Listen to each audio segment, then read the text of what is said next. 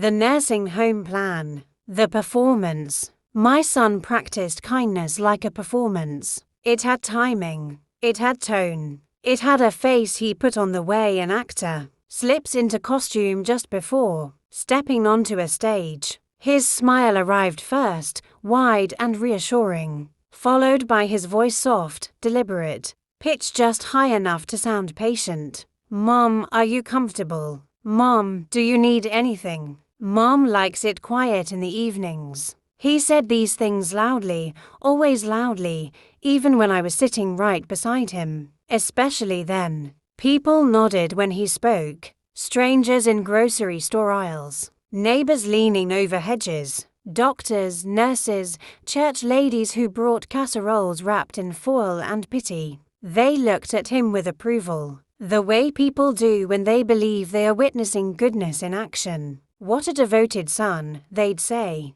He'd sigh then, a practice sound, heavy, noble. Well, you know, he'd reply, rubbing my shoulder like I was a lucky charm. Family takes care of family. I smiled. I always smiled. That was the first lesson of aging no one prepares you for. If you live long enough, people stop asking what you want and start praising the ones who speak for you. I was 79 years old. My back stiffened in the mornings, and my knees complained when the weather changed.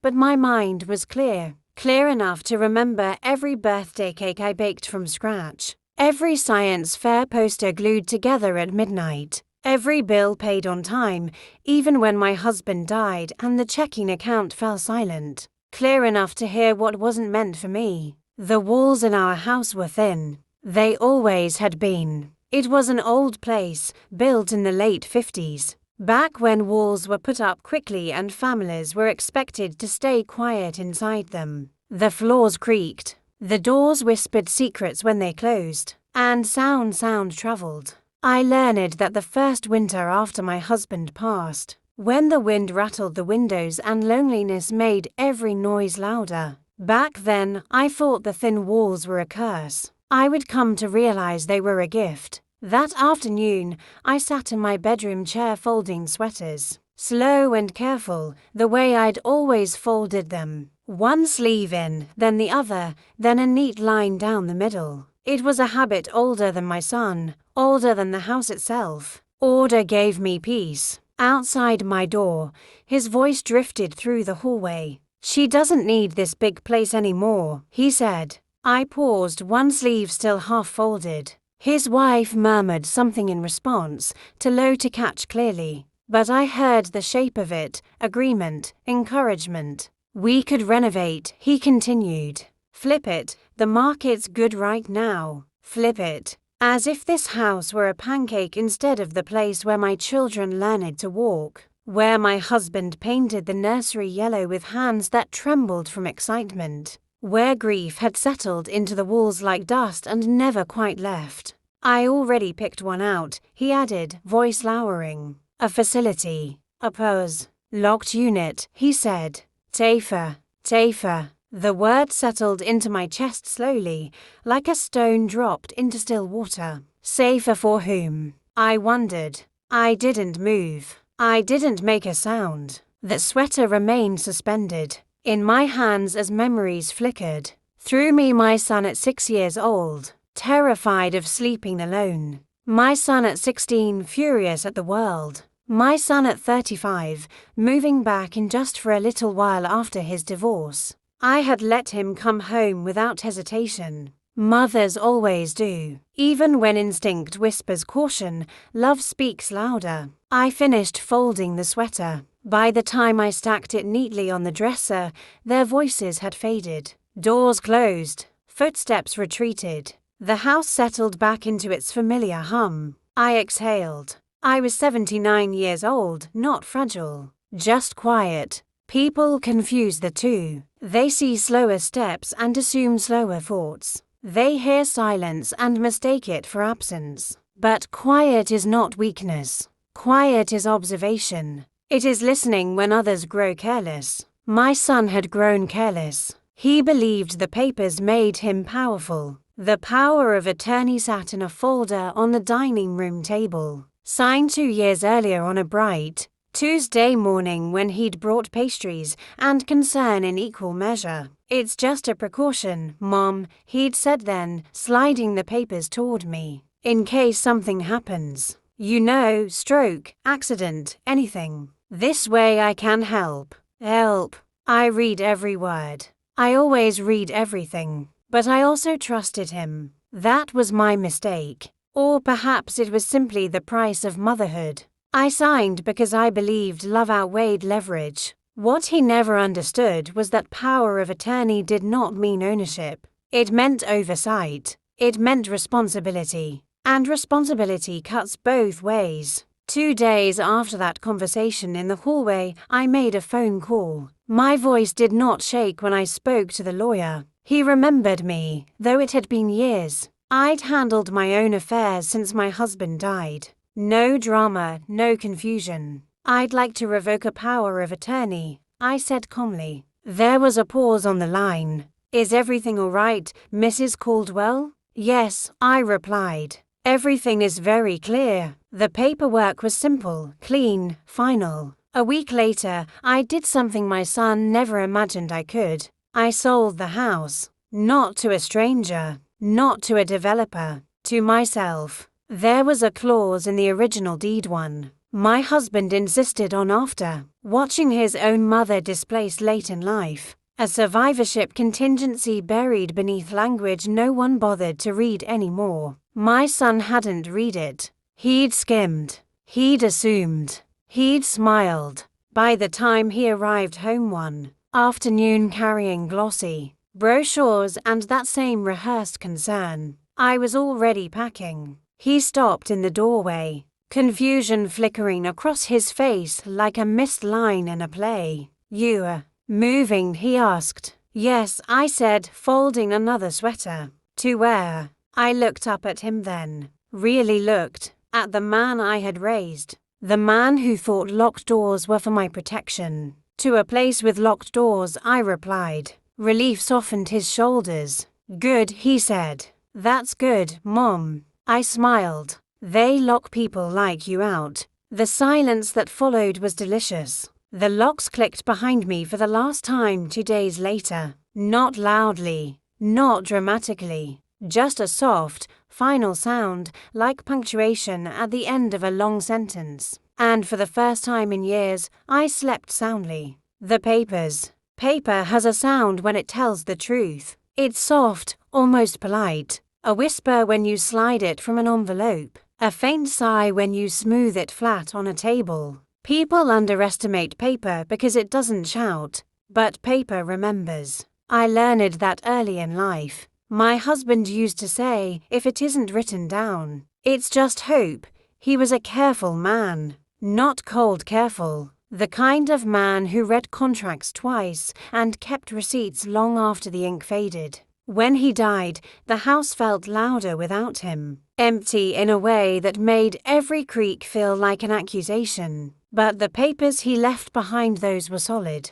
Quietly loyal. After I sold the house to myself, I didn't tell my son right away. Not because I was afraid, but because timing matters. Justice, like sewing, requires patience. You don't rush the stitch or you tear the fabric. I moved into my new place on a Wednesday. It was not a nursing home. It was a private residence owned by a cooperative trust for seniors who still valued autonomy. Clean lines. Locked doors, yes, but only at night, and only from the outside world in. Inside, there were keys. Real ones, heavy in the palm. Freedom has weight when you've been without it. The first night there, I slept 8 hours straight. No footsteps pacing the hallway. No hushed phone calls bleeding through walls. No sense of being watched, measured, managed. When I woke, the air felt different. Like my lungs had remembered something they'd forgotten. Meanwhile, my son unraveled.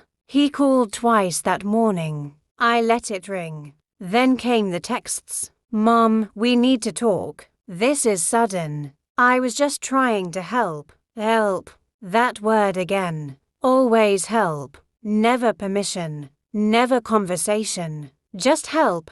pressed like a stamp over every boundary he crossed. I replied once, hours later. All communication should go through my attorney. The typing bubble appeared immediately, then disappeared, then reappeared. He didn't know what to do when the script changed. The power of attorney had been his favorite prop. He waved it around like proof of virtue, told doctors, bankers, even neighbors that he handled things now. He liked the way it made him sound important, responsible, necessary. What he never understood was that the document didn't belong to him. It belonged to me. And revoking it didn't require his approval, only my clarity. The lawyer Mr. Hensley walked me through every step, not because I needed it, but because he respected me enough to be thorough. You'd be surprised, he said gently, sliding the revoked document into a folder. How many adult children confuse authority with entitlement? I smiled. I wouldn't. He nodded, as if he understood that I'd been waiting a long time to say that. 3 days after my move, my son showed up at the cooperative residence unannounced. He was not allowed inside. The receptionist called my room. "There's a man here asking for you," she said. "He says he's your son." I looked out the window at the courtyard.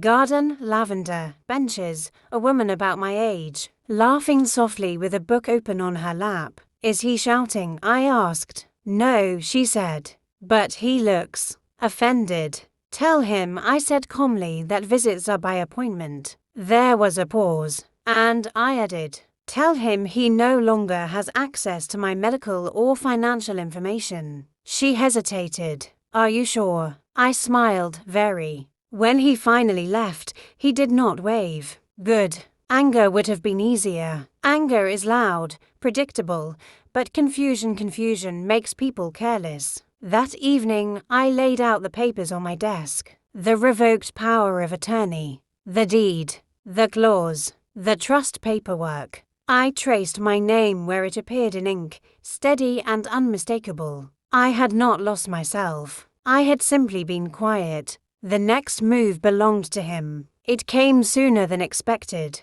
He filed an emergency petition claiming I was mentally unfit. I laughed when I read it. Not out of cruelty, out of recognition. This, too, was part of the performance. The tragic son, the confused mother, the noble sacrifice misunderstood. He wanted a judge to hand him back the script. What he didn't realize was that I'd already memorized my lines. The evaluation was scheduled for the following week. A neutral physician, standard questions, cognitive assessments, memory tests. I wore my best blue sweater, the one my husband liked, the one that made me feel like myself. The doctor smiled kindly. "Do you know why you're here today?" "Yes," I said. "My son believes silence means confusion." He blinked, then wrote something down. We talked for an hour, about finances, about history, about current events, about consent. I answered clearly, slowly, without defensiveness. At the end, he leaned back in his chair. "Mrs. Caldwell," he said, "you are one of the most mentally competent patients I've evaluated this year." I smiled. I know. The report was devastating to him. Not because it insulted him, but because it erased his argument entirely. No confusion, no impairment, no justification. He had played his strongest card and lost. After that, the calls stopped. So did the concern. That's another thing no one tells you. When control disappears, so does affection. Weeks passed. I settled into my new life. I joined a morning walking group, a book club, a discussion circle where no one spoke for me unless I asked them to. One afternoon, while sipping tea in the common room, I overheard another woman whisper, "She doesn't look like she belongs here." I smiled. Neither did I. Then, one rainy Tuesday, an envelope arrived. No return address. Inside was a single sheet of paper. "You embarrassed me." That was all. No apology. No explanation. Just accusation. I folded it neatly and placed it in my drawer beside the deed. Some papers tell the truth. Others reveal it. The plan they made without her. Plans have fingerprints, not the kind you lift with powder and tape, but the kind that smudge when handled too often. My son's plan was all over everything. In the way he spoke to strangers about me, in the rehearsed concern, in how quickly he reached for solutions that removed my voice entirely. I had been part of the plan without being invited. I learned the details by accident. At the cooperative, we shared a bulletin board for notices and mail mix-ups. One afternoon, while sorting through a stack, I noticed an envelope with my old address faintly crossed out. It had my son's handwriting, sharp, confident, impatient. Inside were brochures, the same ones he'd waved in my face weeks earlier. Premier Memory Care, 24-hour secure units, designed for families who want peace of mind. Peace of mind is often purchased with someone else's freedom. Tucked behind the glossy photos was a handwritten note, not meant for me. Once she's settled, we can move fast. Renovation should take 6 to 8 weeks. Market's hot. I sat down. Not because I was weak, but because the truth has weight. This wasn't fear. This wasn't concern. This was logistics. A timeline. A plan already moving forward. Written in the casual shorthand of people who believe outcomes are guaranteed. I folded the papers carefully and slid them back into the envelope. Evidence, like dignity, must be handled gently. That evening, I called my attorney. "Do you remember," I asked, "the conversation we had about undue influence?" "Yes," Mr. Hensley said. "Why?" "I believe I now have documentation." He didn't ask for drama. He never did. "Bring it in tomorrow." The next day, we spread everything across his desk. The brochures, the note, the petition he'd filed against me, the medical report declaring me competent, the revoked power of attorney. Mr. Hensley removed his glasses and leaned back. "This," he said slowly, "establishes intent." "To do what?" I asked. "To benefit financially by restricting your autonomy." I nodded. "That sounds right." He tapped the note with his pen. "Judges don't like this. Neither do mothers," I thought, but I said nothing. "What happens now?" I asked. "That depends," he said. "Do you want protection? Or accountability?" I didn't answer immediately. I thought of the nights I'd pretended to sleep while my son measured my life in square footage, of the way he spoke about me like I wasn't in the room, of how easily love had turned into management. I said carefully, to make sure he never does this to anyone else. Mr. Hensley nodded. "Then we proceed." The letter went out a week later. Formal, precise, unemotional. It informed my son that any further attempts to manage my affairs without consent would be considered harassment, that the sale of the house was legal and irreversible, that all contact must go through counsel, and finally that I was reviewing options regarding financial exploitation of an elder. That last line did the most damage. He called that night. I didn't answer. He left a voicemail. "Mom, this has gone too far. You're listening to the wrong people. I was just trying to help you. You're letting them turn you against me." I deleted it. He sent another message the next day. "We can fix this if you're reasonable." Reasonable. That word always means surrender. 2 weeks later, I received a notice from the court. He had withdrawn his petition. No apology. No explanation. Just retreat. But something else arrived that same afternoon. A check. Not large. Not small. A reimbursement, labeled vaguely, care expenses. I stared at it for a long time. Then I brought it to my attorney. "This," Mr. Hensley said, "is interesting." "Why?" "It suggests fear." I smiled. "We deposited it into a separate account. Paper trails matter." Life at the cooperative continued gently. Mornings smelled like coffee and clean floors. Evenings were filled with conversation that didn't talk over anyone. No one rushed me. No one finished my sentences. For the first time in years, I wasn't being managed. One afternoon, I received a visit request from my daughter-in-law. Alone. I agreed. She looked tired when she arrived. Not angry. Not defensive. Just worn thin in a way that told me she'd been holding something heavy for a long time. He didn't tell me everything, she said after we sat down. About the house. About the paperwork. I said nothing. He said you were confused. I met her eyes. Did I look confused to you? She hesitated, then shook her head. I'm sorry, she said quietly. I believed her. He's angry, she continued. But he's also scared. I took a sip of tea. He should be. She looked at me sharply. I smiled, gentle but firm. Not of me, of himself. When she left, she hugged me. He did not come with her. Weeks passed, then months. The house was flipped and sold by me, legally, cleanly, with profit that went exactly where I wanted it to go. Not to punishment, to freedom. One funded scholarships, donated to elder advocacy, set up a small trust to help people like me, people whose families confused age with absence. The locks had done their job. They kept the wrong people out. One evening, as I prepared for bed, I caught my reflection in the mirror. I looked older than I once did, and stronger. Silence, I had learned, is not weakness. It is preparation.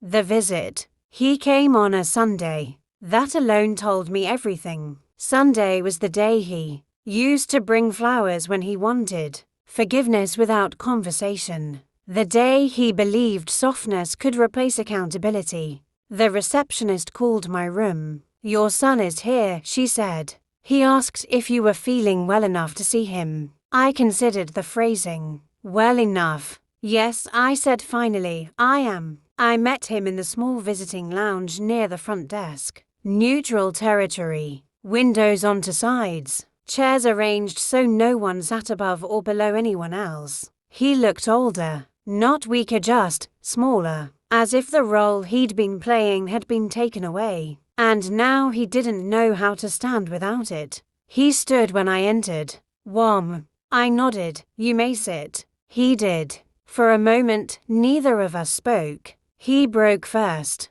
I didn't think it would end like this. I did, I said. He flinched not because I was cruel, but because I was certain. I was trying to protect you, he said. You've always been independent. I worried you wouldn't accept help. I would have accepted help, I replied. I would not accept erasure. He looked down at his hands. I never meant to hurt you. Intent, I said calmly, does not undo impact. That was a sentence I had learned late in life. It was a relief to finally use it. He swallowed. They told me I might be in trouble, he said. Legally. Yes, I said. You might have been. Might have. His voice cracked slightly. I met his eyes. I chose not to pursue it. Relief flooded his face too quickly, too completely. I raised my hand gently. Not for you, I said. For me. The relief slowed,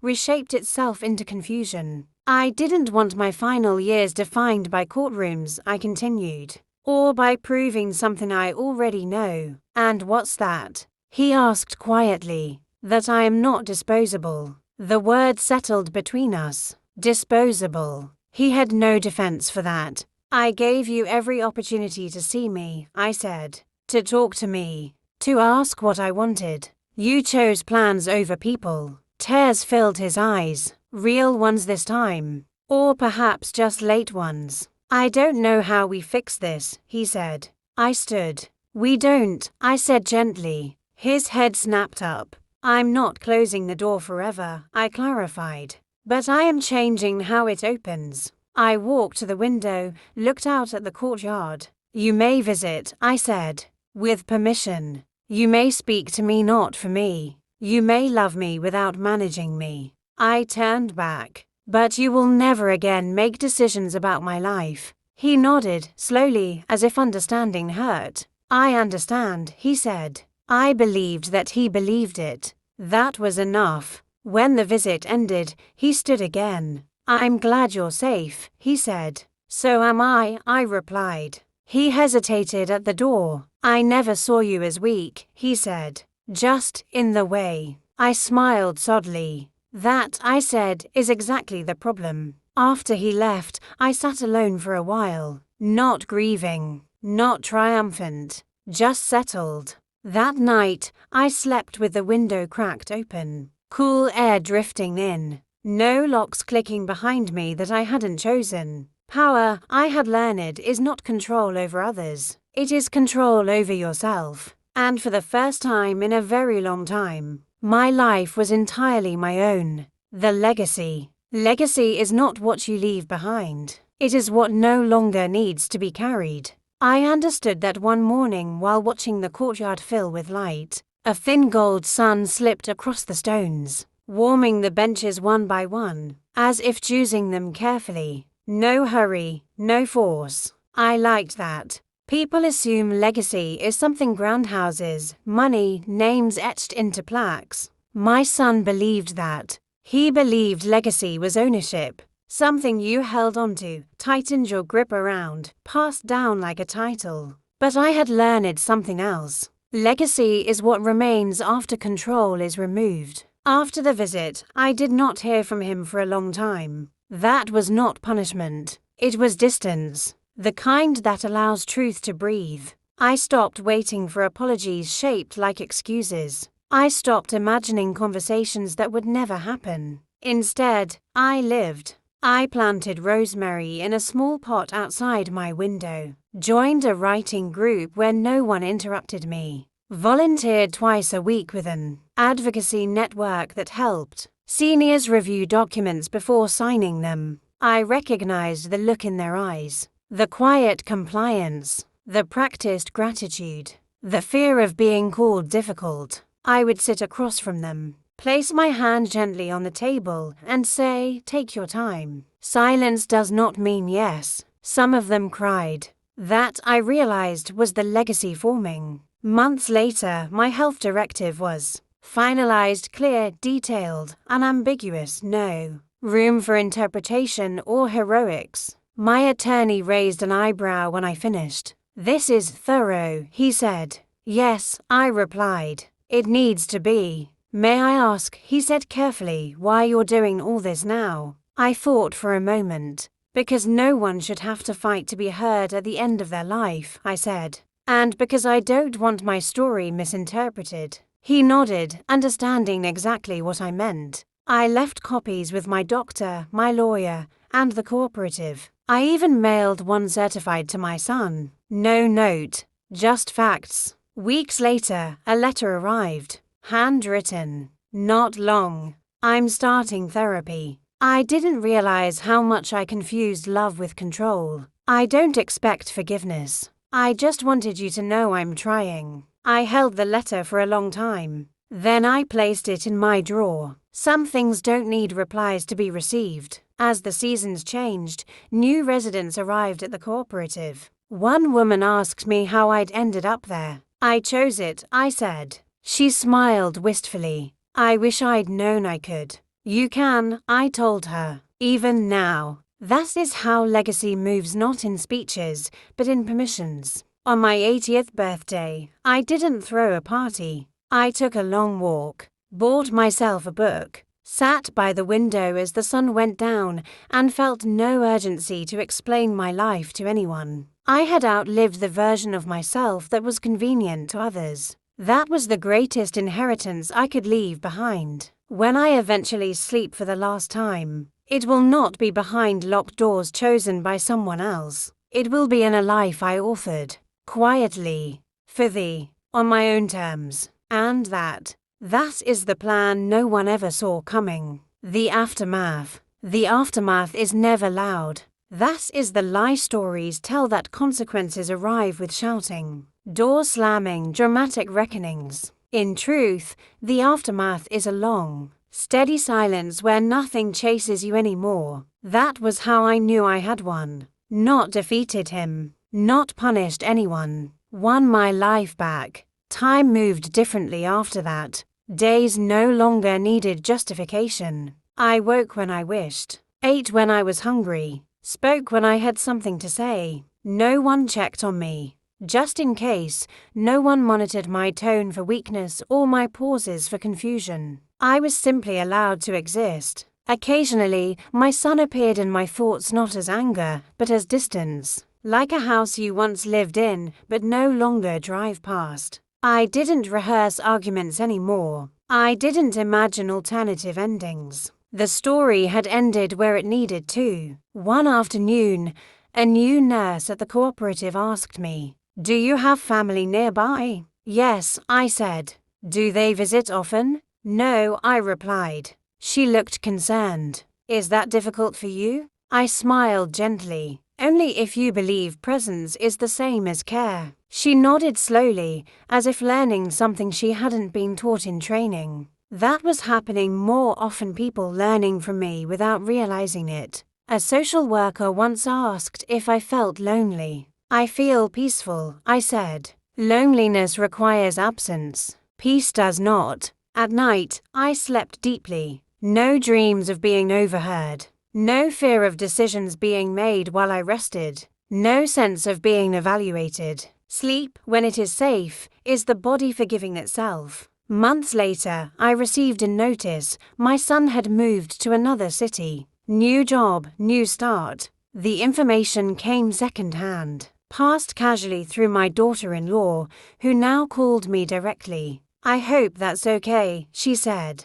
"It is," I answered honestly. I didn't need proximity to feel connected. I didn't need distance to feel protected. I had boundaries now, solid ones, quiet ones. Once a year, I updated my documents, not because I was afraid, but because clarity is kindness to yourself and to those who come after. I wrote one additional page. Not legal, not enforceable, just truth. It read, "If you are reading this, know that I lived as I chose at the end. I was not managed. I was not hidden. I was not afraid." I sealed it and placed it with the others. That was enough. On my 81st birthday, I watched the sun rise from the same window. The rosemary plant had grown thick and fragrant. I brushed my fingers against it and breathed in deeply. Life did not feel smaller now. It felt distilled. When people talk about aging,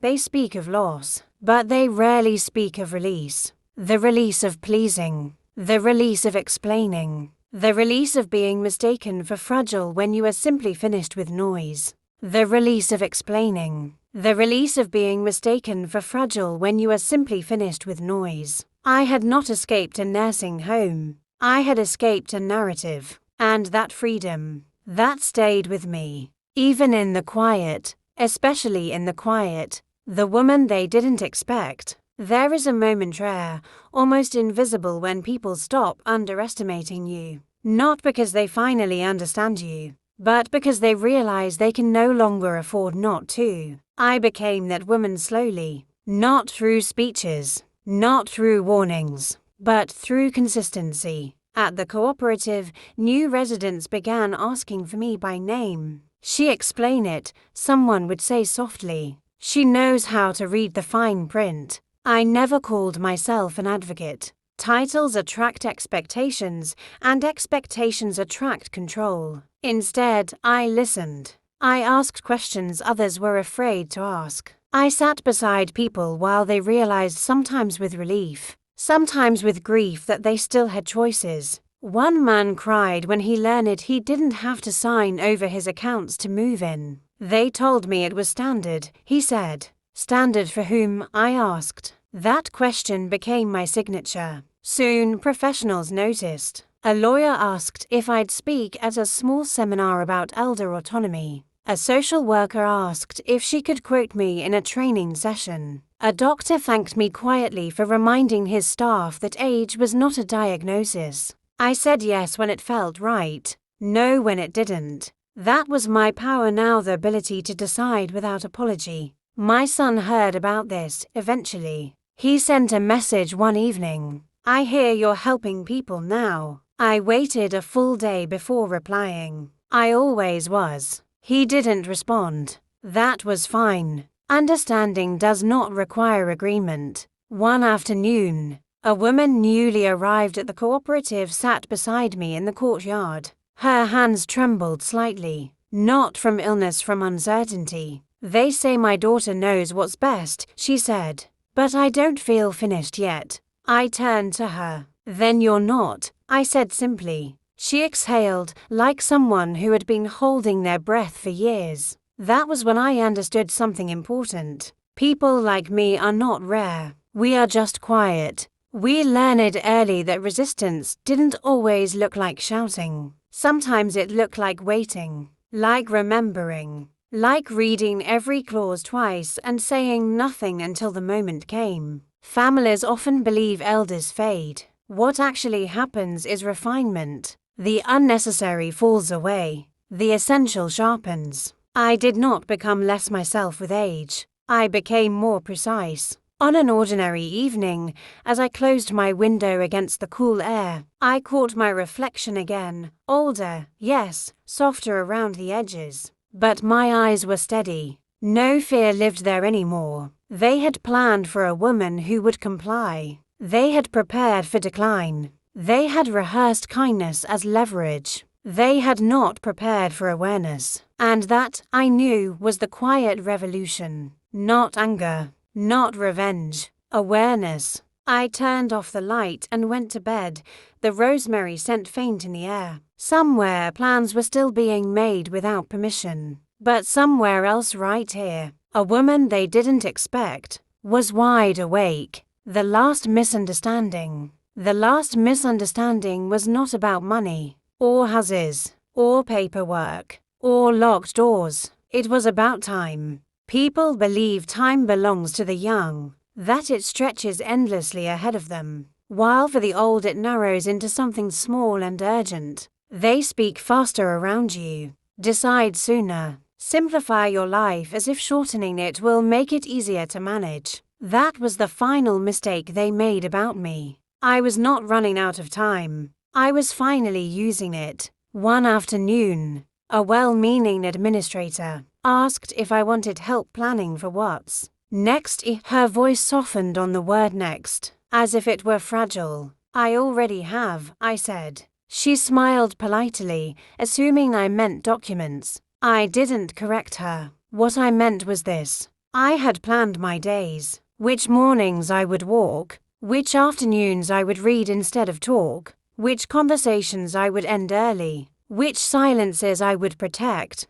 That kind of planning rarely shows up in files. My son misunderstood this too. When he visited again months later, unexpectedly he said, "I don't know how much time we have left." I looked at him carefully. "You're still counting," I said. "Counting what?" "Time is something you lose," I replied, "instead of something you enter." He didn't understand. Not fully. But he listened. That was new. I used to think taking over was loving, he admitted quietly. That if I didn't step in, something terrible would happen. Something did happen, I said gently. You stopped seeing me. He closed his eyes. "I see you now," he said. I believed that he believed it. And for once, belief was enough. After he left, I sat alone and felt no heaviness settle in my chest. No unresolved ache. Just a sense of completion that surprised me with its calm. People expect closure to feel dramatic. It doesn't.